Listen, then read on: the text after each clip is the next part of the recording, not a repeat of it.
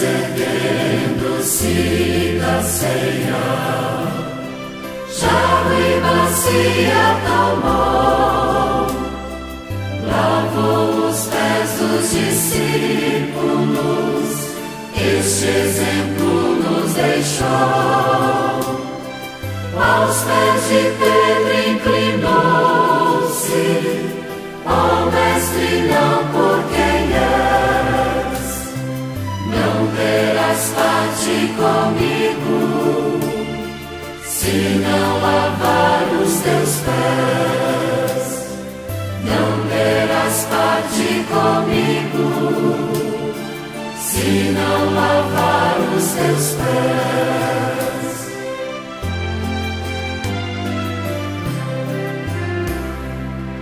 És o Senhor, tu és o Mestre, os meus pés não lavarás.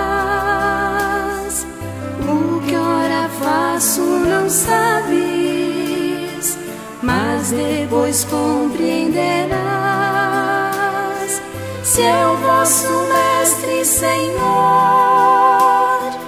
vossos pés hoje lavei. Lavai os pés uns dos outros, eis a lição que vos dei. Lavai os pés uns dos outros, eis a lição que vos dei.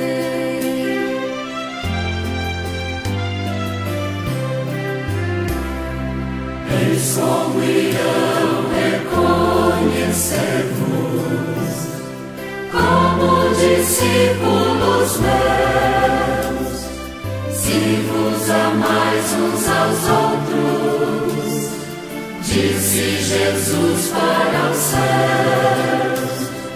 Dou-vos novo mandamento, deixo partir nova lei, que vos ameis uns aos outros, assim como eu vos amei, que vos ameis uns aos outros, assim como eu vos amei.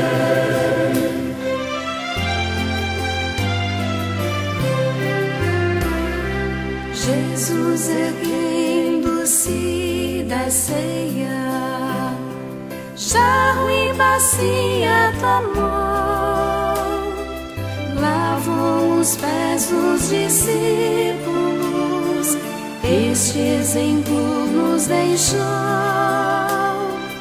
Aos pés de Pedro inclinou-se: ó Mestre, não por quem és, não terás parte comigo, se não lavar os teus pés. Não terás parte comigo, se não lavar os teus pés.